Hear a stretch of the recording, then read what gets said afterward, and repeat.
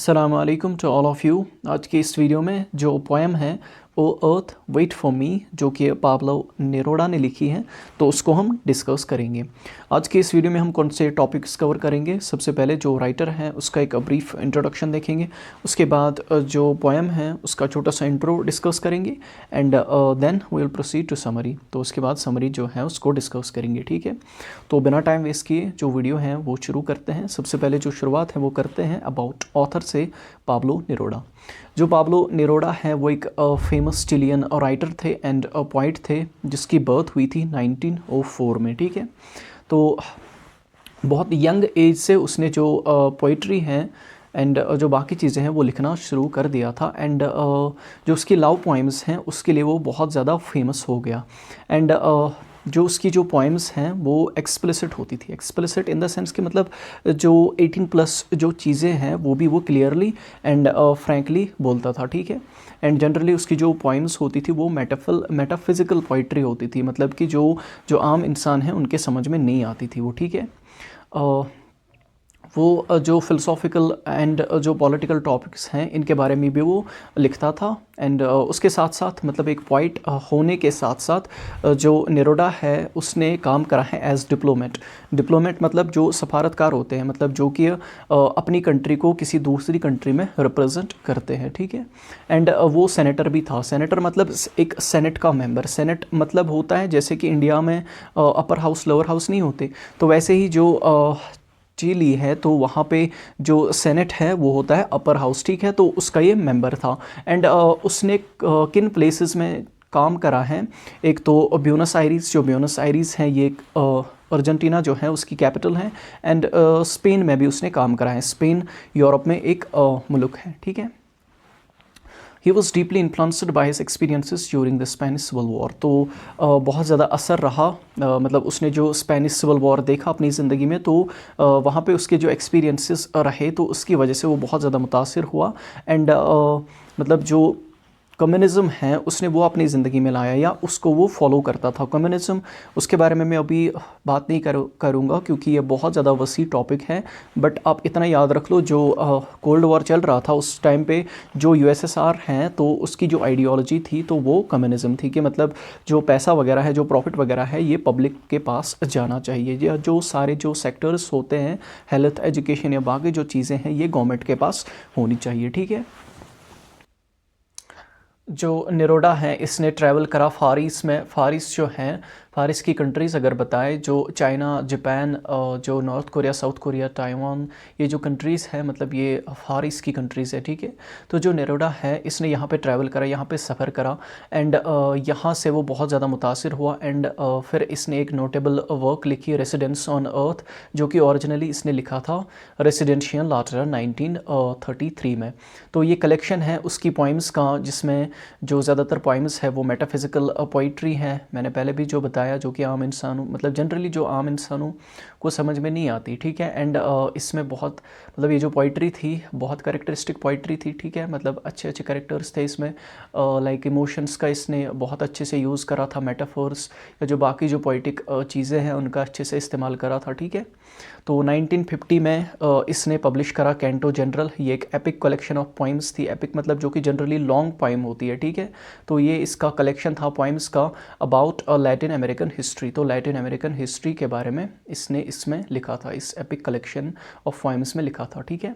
जो नेरुदा है इसको नोबेल प्राइज़ भी मिला लिटरेचर में 1971 में एंड इसे एक मतलब एक इम्पॉर्टेंट इंटरनेशनल पोइट माना जाता है।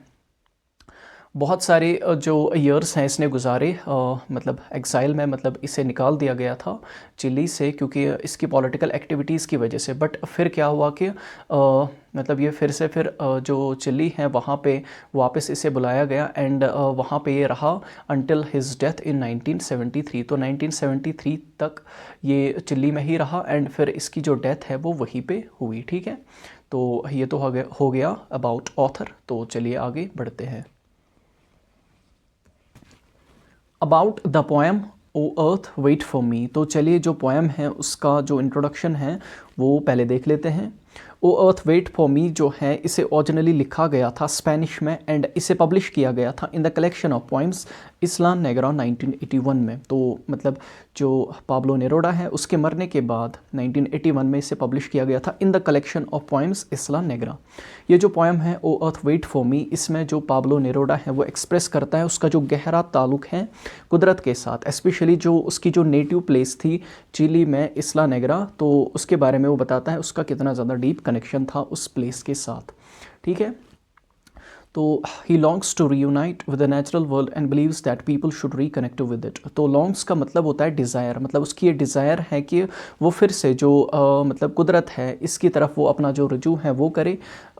एंड ये चीज़ भी बिलीव करता था या लोगों को ये चीज़ भी बताता था कि आप लोग भी जो है मतलब नेचुरल वर्ल्ड के साथ रीयूनाइट करो, क्योंकि उस मतलब जब आप वो चीज़ करोगे तो तभी आपकी ज़िंदगी में सुकून वगैरह आएगा। क्योंकि जो लोग हैं वो ज़्यादा मॉडर्न वर्ल्ड की तरफ जा रहे हैं एंड वो डिप्रेशन एंग्जाइटी इन चीज़ों का शिकार हो रहे हैं, तो उनको क्या करना चाहिए, उनको नेचुरल वर्ल्ड की तरफ मतलब फिर से अपना जो रुजू है वो करना चाहिए, तो तब जाके वो अच्छे से अपनी जो ज़िंदगी है वो गुजार सकते हैं। ठीक है, तो जो पोएम है वो लाइक वेरियस नेचुरल एलिमेंट्स के बारे में बात करता है, लाइक सन के बारे में बात करता है, forests, grassland, river etcetera, and चाहता है कि वो इनका पार्ट बने। ठीक है, मतलब मरने के बाद अगर वो इनका भी पार्ट बन जाता है तो इसे ये चीज़ भी राज़ी है, बस वो इस यूनिवर्स का पार्ट रहना चाहिए। ठीक है, जो पोएट हैं वो इस चीज़ को भी मेंशन करता है कि अगर मरने के बाद अगर वो एक स्टोन बन जाता है, ठीक है, एक प्योर एंड डार्क स्टोन भी बन जाता है तो उसे वो चीज़ भी मंजूर है। एंड इससे वो क्या सिंबलाइज़ करता है कि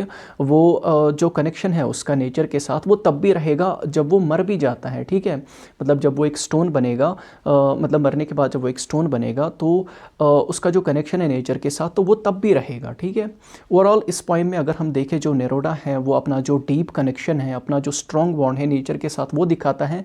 एंड जो लैटिन अमेरिका के जो ट्रेडिशंस है लाइक नेचर वर्शिप वगैरह के वो नेचर को वर्शिप करते हैं, उस चीज़ को इसने इस पोएम में बयान करा है through rich imagery and metaphors. तो मेटाफोर्स एंड इमेजरी का यूज़ करके ये चीज़ें जो है पाब्लो नेरुदा ने इस पोएम में दिखाई है। ठीक है, तो चलिए आगे डिस्कस करते हैं।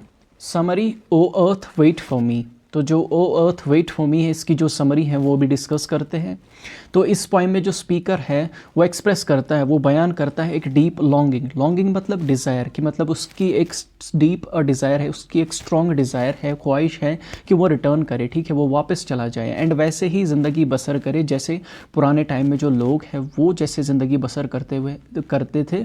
तो जो ये पाब्लो नेरुदा है ये चाहता है कि वो वैसे ही ज़िंदगी अपनी बसर करे। ठीक है, ये चाहता है कि मेरे जो इर्द गिर्द मतलब जो चीज़ें हैं ये नेचुरल चीज़ें हो। ठीक है, नेचुरल एलिमेंट्स जो है वो मेरे इर्द गिर्द हो एंड जो मॉडर्न वर्ल्ड में जो फैक्ट्रीज़ वगैरह है, जो मशीन्स वगैरह होती हैं, इन चीज़ों से ये गिरा हुआ ना हो। ठीक है, एंड सेकंड चीज़ यहाँ पे वाइल्ड वे ऑफ लाइफ का मतलब ये बिल्कुल नहीं है कि वो चाहता है कि जैसे वैसी ज़िंदगी गुजारते हैं मैं वैसे गुजारूँ, नहीं, इसका ये कहने का मतलब है जैसे एंशिएंट टाइम्स में जो लोग हैं वो जैसे ज़िंदगी गुजारते थे, ये चाहता है पाब्लो नेरुदा चाहता है कि मैं वैसे ही ज़िंदगी गुजारूँ जैसे पुराने टाइम में जो लोग हैं, जैसे वो अपनी ज़िंदगी को एंजॉय करते थे, उनको किसी चीज़ की पड़ी नहीं रहती थी। ठीक है, मतलब दिन में काम करते थे, शाम को अच्छे से सो जाते थे, फिर सुबह उठते थे, मतलब काम करते थे, जो भी मतलब खाना वगैरह उनको मिलता था शाम को वो खाते थे एंड उनकी जो ज़िंदगी है वो बहुत सुकून की ज़िंदगी रहती थी। एंड ये चाहता है कि मैं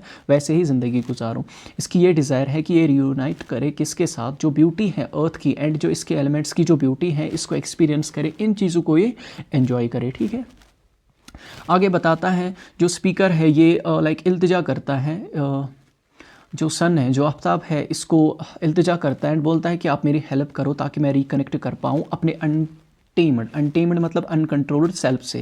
ये यहाँ पे इसलिए कहता है अनकंट्रोल्ड क्योंकि ये कंट्रोल्ड है, पाब्लो नेरुदा कंट्रोल्ड है। वो इसलिए क्योंकि ये कहता है कि जो सोसाइटी है वो इसे बाउंड रख रहा है। ठीक है, वो इसलिए क्योंकि सोसाइटी में अगर आपको रहना है, आपको जो सर्टन रूल्स है वो आपको फॉलो करने पड़ते हैं, आपको इस टाइम पे ये चीज़ें करनी है, उस टाइम पे वो चीज़ें करनी है, मतलब जो सोसाइटी है वो आपको बाउंड रखती है। बट यहाँ पे ये कहता है कि मतलब आप मेरी हेल्प करो जिसकी वजह से जैसे मैं ज़िंदगी गुजारूँ, मतलब मैं इस टाइम पे काम करूँ ठीक है, मैं इस टाइम पे सो जाऊँ ठीक है, तो मैं वैसे ही ज़िंदगी गुजारूँ जैसे मैं चाहता हूँ, कि कोई मुझे कंट्रोल ना करे। तो इसलिए ये यहाँ पे कहता है कि आप मुझे हेल्प करो, मैं रिकनेक्ट करूँ अनकंट्रोल्ड सेल्फ से, ठीक है। एंड ये चीज़ें कब होती थी, जब ये सोसाइटी वगैरह, जब ये गवर्नमेंट के जो रूल्स वगैरह है ये नहीं होते थे, मतलब एंशियंट टाइम्स में, ठीक है। He wants to experience the rain of ancient forests, तो ये चाहता है कि ये एक्सपीरियंस करे the rain of ancient forests. ये तो समझ में आता है, ठीक है। The scent of the woods, जो फॉरेस्ट्स की जो स्मेल है उनको ये एक्सपीरियंस करना चाहता है, उनको ये एंजॉय करना चाहता है। The feeling of swats falling from the sky, तो यहाँ पे लाइक इसके बहुत सारे मीनिंग्स होते हैं, जैसे कि मतलब बर्फ़ गिरती है एंड जो बारिश वगैरह है वो होती है, तो that can be the swats falling from the sky, जो कि सिम्बलाइज करता है नेचर का जो पावर है, ठीक है। तो आगे बढ़ते हैं। He also desires the calmness of pastures and rocky landscapes, the dampness near the river's edge and the fragrance of large trees. तो इसकी और क्या ख्वाहिश है कि ये इन चीज़ों को एक्सपीरियंस करे, किन चीज़ों को, the calmness of pastures, calmness मतलब क्वाइटनेस, जो चुप्पी होती है पास्चर्स की, पास्चर्स मतलब जो ग्रास लैंड्स होते हैं, ठीक है, जो घास के मैदान होते हैं, वहाँ पे जंगलों में बहुत चुप्पी होती है। तो ये चाहता है ये इन चीज़ों को भी एक्सपीरियंस करे। ये और किन चीज़ों को एक्सपीरियंस करना चाहता है, जो रॉकी लैंडस्केप्स होती है, मतलब ऐसी जगह जहाँ पे रॉक्स होते हैं, ठीक है। The dampness near the river's edge, जो हमें पता है जो रिवर होता है जब वो चट्टानों से टकराता है तो उसके जो कतरे होते हैं, मतलब पानी के जो कतरे होते हैं, तो वो सरफेस पे, मतलब जो बैंक हैं, ठीक है, उसके सरफेस पे गिर जाते हैं, जिसकी वजह से जो वो बैंक है वो थोड़ा सा गीला होने लगता है। तो ये चाहता है ये इन चीज़ों को भी एक्सपीरियंस करें, इन चीज़ों को भी एंजॉय करें। And the fragrance of large trees, जो स्मेल होता है लार्ज ट्रीज़ का, लार्ज ट्रीज़ मतलब पाइन ट्रीज़ ही होते हैं, इमन कौशिर पक्षवनन यर्ड, ठीक है। ये जो पोएट है इसने विंड को डिस्क्राइब किया है मतलब एज अ लिविंग थिंग, ठीक है, मतलब विंड को डिस्क्राइब किया है एज अ लिविंग थिंग, वरना हमें जनरली पता है जो विंड है ये एक नॉन लिविंग थिंग है, ठीक है।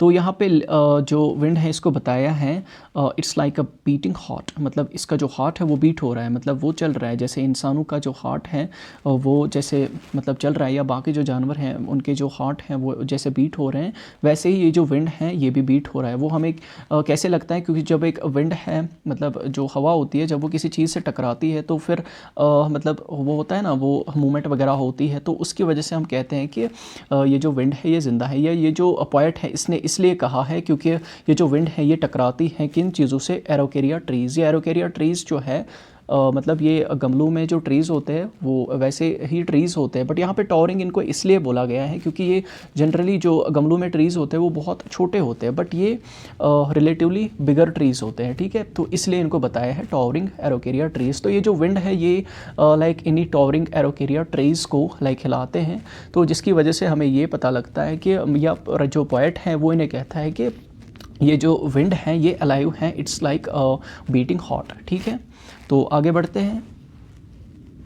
The speaker asks the earth to provide him the pure gifts of nature, specially mentioning the towers of silence that grow deep in the ground, representing a strong connection to nature. जो speaker है वो फिर इल्तिजा करता है अर्थ से। पहले तो इसने आफ्ताब जो है उसको इल्तिजा करी, एंड उसके बाद किसको इल्तिजा कर रहा है, अर्थ को, ठीक है, कि आप मुझे दो, क्या दो, the pure gifts of nature, जो प्योर गिफ्ट्स हैं कुदरत के, आप मुझे वो दो। एंड स्पेशली किस चीज़ को मेंशन कर रहा है, टॉवर्स ऑफ साइलेंस को, ठीक है। जो टॉवर्स ऑफ साइलेंस है ये एक मेटाफर है, ठीक है। अगर वो खाली साइलेंस बोलता तो हमें पता रहता कि ये नेचर की जो साइलेंस है उसकी बात कर रहा है, बट यहाँ पे बोल रहा है टॉवर्स ऑफ साइलेंस, मतलब इतनी साइलेंस, बहुत ज़्यादा साइलेंस के बाहर का कोई भी शोर जहाँ पे ना हो, मतलब मॉडर्न वर्ल्ड का या इंसानों का या आर्टिफिशियल चीज़ों का कोई भी वहाँ पे शोर ना हो, ठीक है। एंड बताता है कि मतलब ऐसा, मतलब ऐसी साइलेंस जो कि that grow deep in the ground, मतलब जो ग्राउंड में जो साइलेंस होती है, ठीक है, अगर हम थोड़ा सा गड्ढा भी खोदते हैं तो वहाँ पे जैसी साइलेंस होती है कि फिर हमें मतलब ऊपर की जो चीज़ें हैं वो सुनाई नहीं देती। तो वो चाहता है कि मतलब वैसी ही साइलेंस हो कि कुछ भी फिर आर्टिफिशियल चीज़ों का साउंड ना हो, ठीक है। अगर फिर कोई इनहेल एक्सहेल भी करे तो फिर वो हमें सुनाई दे, ठीक है, मतलब ऐसी वो साइलेंस चाहता है। वो ये तो नहीं बोल रहा है इनहेल एक्सहेल का, बट मैं खुद से बोल रहा हूँ, मतलब वो चाहता है कि ऐसी साइलेंस हो। एंड इससे जब वो मतलब इसे ऐसी साइलेंस मिलेगी तो तब क्या होगा कि इसका जो कनेक्शन है नेचर के साथ वो बहुत ज़्यादा फिर स्ट्रॉन्ग होगा, ठीक है। तो आगे बढ़ते हैं। तो अल्टीमेटली वो क्या चाहता है, वो ये चाहता है कि वो रिटर्न करे, ठीक है, to his true primal earliest self. तो इसका क्या मतलब है, मतलब वो ये चाहता है कि वो वैसे ही ज़िंदगी गुजारे जैसे पुराने टाइम में जो लोग हैं वो जैसे ज़िंदगी गुजारते थे। वो चाहता है कि मतलब मैं भी वैसे ही ज़िंदगी गुजारूं, क्योंकि अभी तो वो वैसी ज़िंदगी नहीं गुजार रहा, अभी तो वो जो मॉडर्न वर्ल्ड है मतलब उसमें ज़िंदगी अपनी बसर कर रहा है। बट वो चाहता है कि वो वैसे ज़िंदगी बसर करे जैसे पुराने टाइम में लोग ज़िंदगी बसर करते थे, सुकून की ज़िंदगी जीते थे। एंड इसकी वजह से अगर इसे खुद के अंदर झांकना भी पड़े, खुद के अंदर सर्च भी करना पड़े, डेल्विंग मतलब सर्च, तो ये भी करना पड़े, तो ये करने के लिए तैयार हैं। बट ये बस रिटर्न हो जाना चाहिए, ठीक है, कि मतलब ये वैसे ही ज़िंदगी गुजारना चाहिए जैसे मतलब पुराने टाइम में लोग ज़िंदगी गुजारते थे, ठीक है, मतलब वैसे ही चीज़ें चाहता है। He is willing to become a part of the natural world. तो मतलब इसे ये चीज़ भी, मतलब इस चीज़ के लिए भी ये राज़ी है कि अगर ये नेचुरल वर्ल्ड का एक पार्ट भी बन जाता है, महज एक पार्ट भी बन जाता है, तो इसे ये चीज़ भी राज़ी है, ठीक है। अगर ये एक डार्क एंड प्योर स्टोन भी बन जाता है जिसे एक रिवर जो है वो अपने बहाव के साथ ले जाता है, ठीक है, इसे ये चीज़ भी राज़ी है, ठीक है। मतलब इसे इस चीज़ से भी कोई फ़र्क नहीं पड़ता कि मैं जीऊँ या मैं मरूँ, बट मैं अगर नेचर का कोई एक छोटा सा पार्ट भी रहूँ तो मुझे ये चीज़ जो है ये राज़ी है, ठीक है। मुझे इस चीज़ से कोई फ़र्क नहीं पड़ता मैं जीऊँ या मरूँ, बट अगर मैं एक नेचर का महज एक हिस्सा हूँ, महज एक पार्ट हूँ, तो मुझे मतलब बहुत ज़्यादा खुशी होगी कि मैं नेचर का एक पार्ट हूँ, ठीक है। तो यही चीज़ें जो है ये इसमें बताता है। तो इसके साथ ही ये जो पोएम है इसकी जो समरी है वो भी यहाँ पे ख़त्म होती है। वीडियो अच्छी लगी हो तो प्लीज़ वीडियो को लाइक कीजिए, कमेंट कीजिए, शेयर कीजिए अपने दोस्तों के साथ, and don't forget to press the notification bell. और इंशाल्लाह मैं इसका एक और वीडियो अपलोड करूंगा जिसमें मैं जो लाइन बाय लाइन एक्सप्लेनेशन है उसको डिस्कस करूंगा, जो पोइटिक डिवाइसेस हैं एंड जो थीम्स हैं तो उनको डिस्कस करूंगा। तो बाकी have a nice day, thank you.